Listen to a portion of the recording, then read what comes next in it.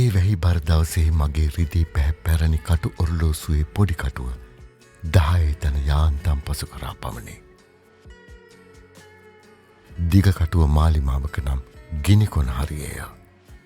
කඳුකර දුම්රියක දෙවැනි පන්තියේ දකුණු පස සුව පහසු අසුනක මා වාඩි වී ඇත. මට ඉහලින් වැහි අඳුර යාන්තමින් මකන ගැහි ගැහි දැල්වෙන කහ පැහැ දුර්වර්ණ වූ කොටු දැල්වලින් මට කළ ලාම්පුවකි. හරියට ප්‍රේමය වගේ. ජීවිතයේ වූ ආලෝකය කවුරුහරි අරන්‍යයි කියලා අයිති කරන්න. ඇඟෙහි තැනින් තැන නැවුම් පිණිබිඳු. ලාම්පු එලියෙන් ඒවා දිලිසෙයි. කලිසමේ යටවාටිය තෙත්ව තද පාටක් ගෙන ඇත. සපත්තුද තෙතබරිත වූ නමුත් අපහසුවක් නැත. ඈතින් යාචක ගීයක් එසේ කවුළුවේ තැනින් තැන වතුර කාන්දු වී ඇතුළටෙයි. එකක් දෙකක් උරහිසට වැටේ. සංගවාගත් මතකයන් ඊට වඩා වේගයෙන් කාන්දුවන බවද කිව යුතුය. පෙර පරිදි කරුණු සියල්ල සිදුවේ. මෙතැන් සිට ඇති සියලුම දුම්රිය ස්ථානවල නවත්තනවා ඇති.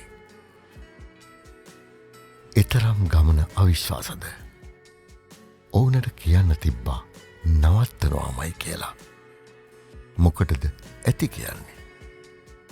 නෑ කාරි. ඇත්තට කොහොමද තව කෙනෙක්ව 100% විශ්වාස කරන්නේ? ඔවුන් හරි. කෝච්චියේ යද්දී ළඟ බලන්න යන්න හොඳ නෑ. ඈත බලන්න යන්න ඕන. වටිනාම දේවල් රැගෙන බොහෝ වේගෙන් බොහෝ දුර ගමනය. දැන් ඉතින් මත්දාන පවා මට හිත පෙර පරිදි කරුණුය.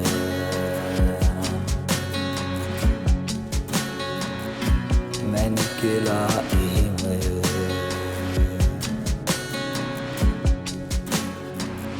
පෙර පරිදි කරුණුය.